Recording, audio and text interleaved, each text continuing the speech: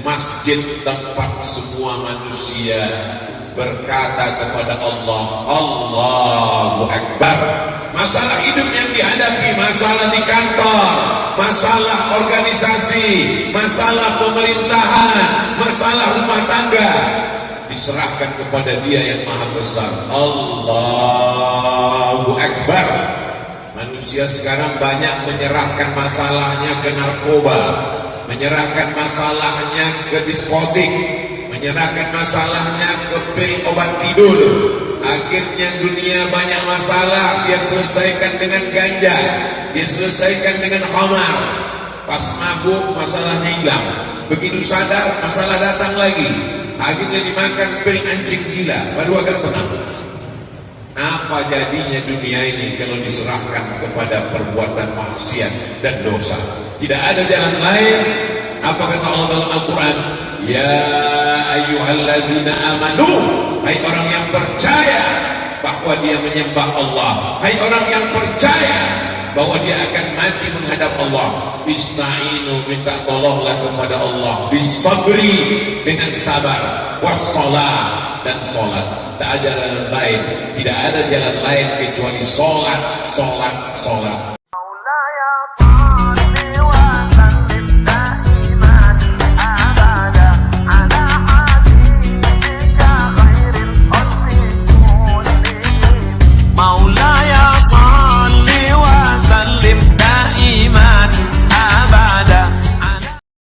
Maka dalam sholat kita katakan inna sholati wa nusuki wa mahyaya wa mamati lillah. Kalau memang milik Allah, kalau memang punya Allah, mengapa kita menunda? Malaikat kalau datang dia tidak bisa ditunda walau sesaat. Idza jaa ajaluhum, kalau ajal sudah sampai, la yastakhiruna sa'atan, tak bisa ditunda walau sesaat. Wala yastaqdimun, tidak pula bisa dimajukan walaupun sesaat. Alhamdulillah, sampai malam ini anak-anak kecil tetap datang sholat berjamaah ke Masjid Raya Rahmat. Saya di mana-mana yang namanya tausiah itu biasanya dapat giliran yang kelima. Kata sambutan pembukaan dari protokol, kata sambutan dari kepala daerah, kata sambutan dari panitia, sampai RT RW pun dapat jatah juga. Kecuali di Masjid Raya Rahmat, begitu datang langsung tausiah. Sampai saya tak tahu siapa yang mau disebutkan. Kalau ada pendahulunya saya bisa tahu yang dihormati Bapak anggota DPRD, Bapak wakil DPRD. Tapi karena tak tahu, jadi yang paling selamat sebutkan saja semua. Yang saya hormati muslimin muslimat, mukminin mukminat, yang belum kawin dan belum sunat. Semuanya insya Allah dimuliakan Allah Subhanahu wa Ta'ala. Manusia ini dimuliakan karena dia memuliakan Allah. Ketika dia tidak memuliakan Allah, maka dijatuhkan serendah-rendahnya. Summa radadnahu asfala safilin. Asfala, terendah, safilin, di antara yang rendah, dia yang paling rendah. Kita dimuliakan Allah karena kita mau merendahkan diri kepada Allah. Kening yang paling tinggi, kening yang paling mulia. Tak ada yang berani memegang kening kita. Yang berani memegang kening Abdul Somad ini cuma anak saya sama tukang pangkas, tukang potong rambut, tukang cukur, foto dikirim ke medsos, semuanya pada komen. Beruntungnya abang tukang cukur bisa megang kepala Ustaz Abdul Somad. Ketika kita sedang sholat, kita tempelkanlah kening yang tinggi ini ke lantai, tempat telapak kaki. Tidak ada satupun manusia yang mau meletakkan tempat paling mulia ke tempat paling rendah.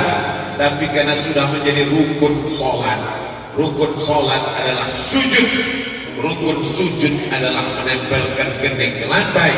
Kalau tidak menempel 7 anggota, batal sujudnya. Kalau batal sujudnya, maka batal sholatnya. 2 ujung kaki, 2 ujung lutut, dua tapak tangan, satu kening dia tempelkan.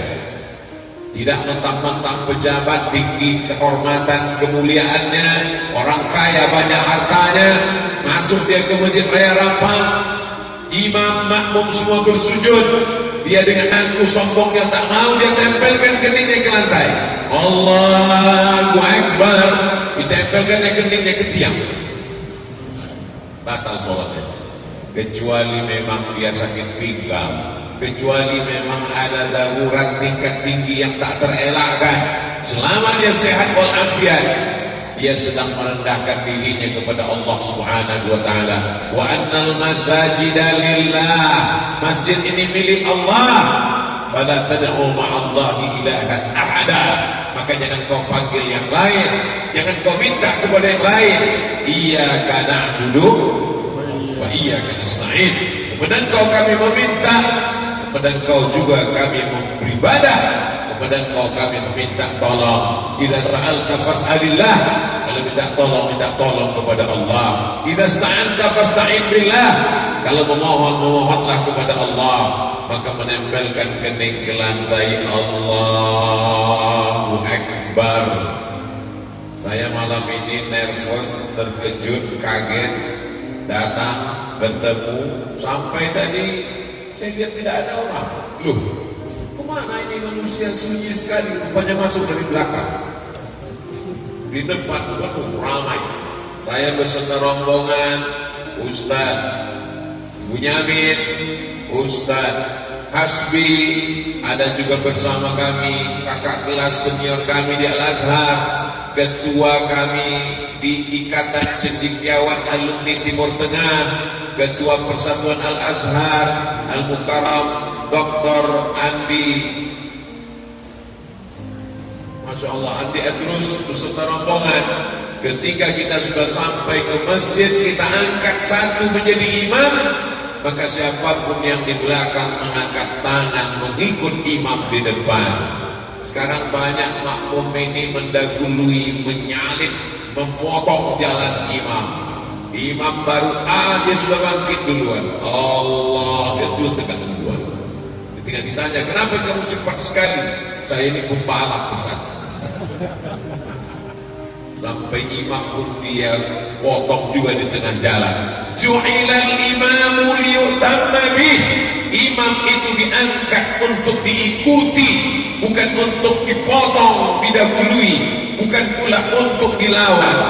Ju'ilal imamu liyutamma bih, imam itu diangkat untuk diikuti. Setelah imam berkata bar, barulah kita bergerak. Allahu Akbar, barulah kita bergerak. Itulah mengapa sebagian imam kadang lebih dulu geraknya baru takbirnya. Setelah tegak ke atas baru dia katakan Allahu Akbar. Tapi yang serentak juga baik kita mengikutinya. Masjid tempat semua manusia berkata kepada Allah, Allahu Akbar.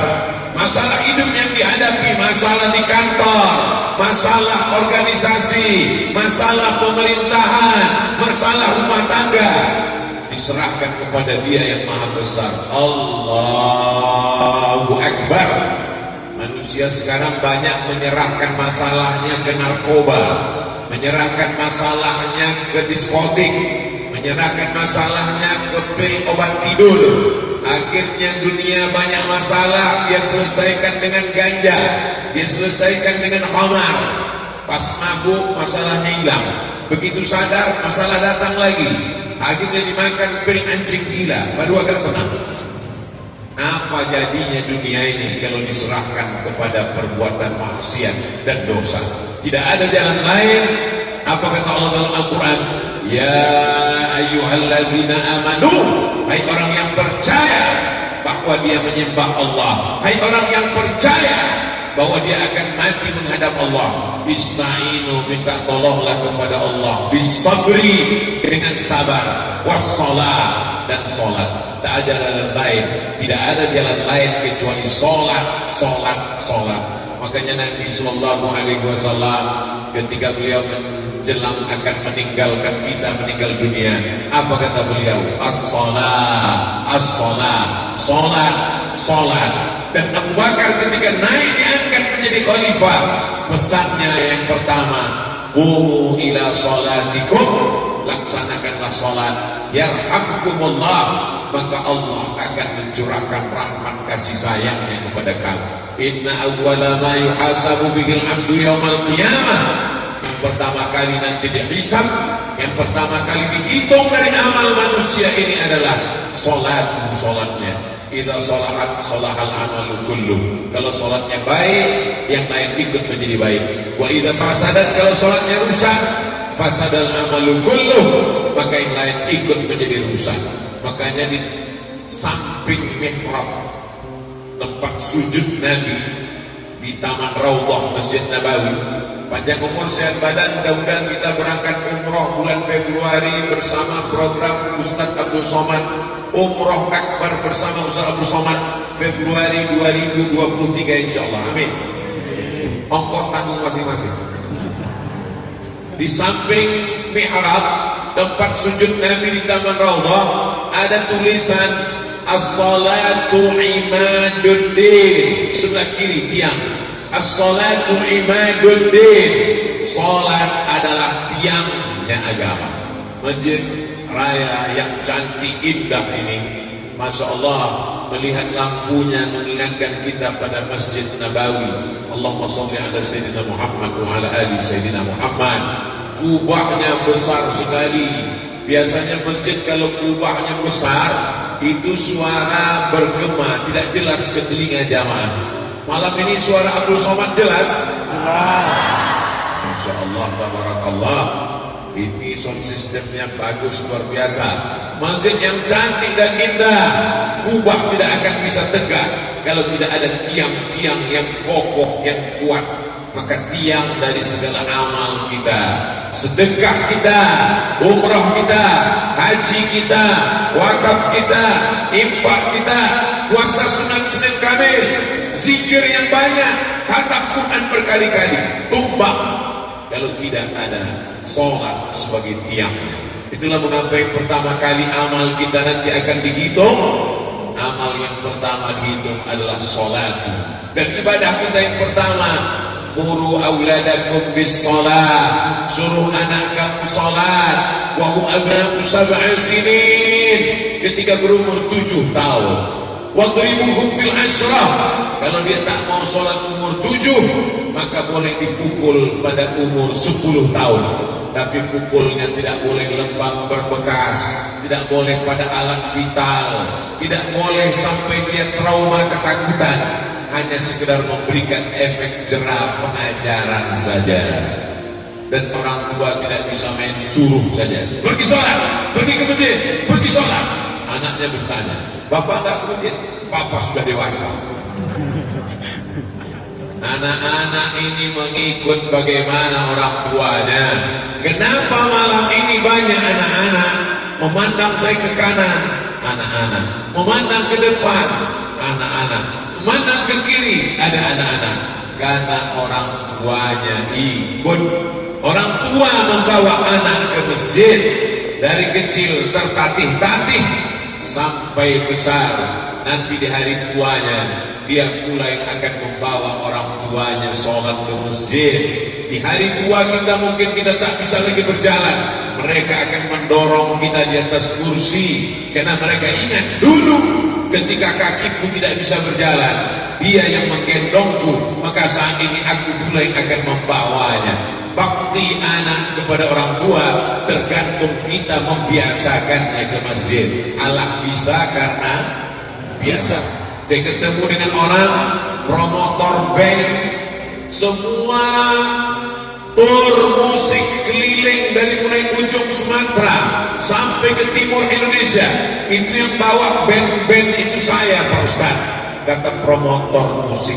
6 bulan kami keluar rumah, nggak pulang ke rumah, pergi ke kota sana, pergi kemari, sholat nggak ingat, puasa tidak ada, pokoknya nggak ada ibadah sama sekali. Sampai akhirnya suatu petang saya sedang duduk di atas pentas, habis merapi-rapikan semua alat untuk show nanti malam. Ketika matahari akan tenggelam, saya lihat memerah bagian arah barat, lalu terdengar suara azan. Allahu Akbar, Allahu Akbar. Tiba-tiba datang bayangan ayah saya ketika masih kecil membawa tangan saya ke masjid. Kenangan itu ternyata luar biasa, Ustaz. Itulah yang membuat saya tobat pertama kali. Setelah itu saya dengar ceramah Ustaz. Setelah itu saya ingin Ustaz datang tausiah ke tempat saya. Berawal dari kenangan masa kecil. Saya yakin dan percaya anak-anak kita yang malam ini dibawa ke Masjid Raya Rapang, maka mereka juga nanti akan teringat di masa 20. Hari ini saya datang ke Masjid Raya tahun 2022. Tahun 2052 saya datang lagi kemari. Tapi ketika itu saya sudah tidak bisa berdiri lagi, sudah duduk untuk ceramah. 2052 saya kemari, bapak-bapak ini sudah banyak yang meninggal. Saya masih hidup lagi. Umur kita tidak tahu. Innama amruhu idza arada syai'an ayaqula lahu kun fayakun. Malam ini kita hanya ingin membuat sejarah untuk anak-anak kita. Kita ingin apa yang kita lakukan malam ini, subuh besok, waktu maghrib, kita bawa mereka kemari. Yang kita inginkan mereka punya sejarah bahwa kami dulu pernah datang di masa kecil ke Masjid Raya Rapang. Siapa yang datang waktu itu? Ustaz Abdul Somad berangkat dari Pekanbaru habis subuh, tausiahnya habis isya. 1 hari saya baru sampai kemari. Bayangkan itu, menempuh jalan yang luar biasa. Pejam mata belum juga sampai, buka mata saya tangkap setengah laut, rupanya banjir. Karena dimuliakan Allah Subhanahu wa taala, hari ini kita bersama di tempat yang paling baik, masjid, bersama orang yang paling baik, orang beriman, di majelis yang paling baik, majelis yang di dalamnya dibacakan ayat-ayat Al-Quran, majelis yang di dalamnya dibacakan sabda-sabda Rasulullah Sallallahu Alaihi Wasallam. Tinggalkanlah sejarah yang baik untuk anak-anak kita. Jangan bangga dengan masjid yang besar. Berapa banyak masjid besar yang ada di Eropa, yang ada di Cordova, yang ada di Andalusia. Hari ini masjid besar tinggal kenangan, menjadi museum. Banyak turis-turis datang ke sana ingin menyaksikan masjid yang besar, tapi tidak lagi dibenarkan untuk sholat karena tidak lagi ada sholat berjamaah. Tapi saya yakin dan percaya Masjid Raya Rapang ini sampai hari kiamat tetap ada orang sholat di sini, insyaallah. Dari mana Ustaz yakin?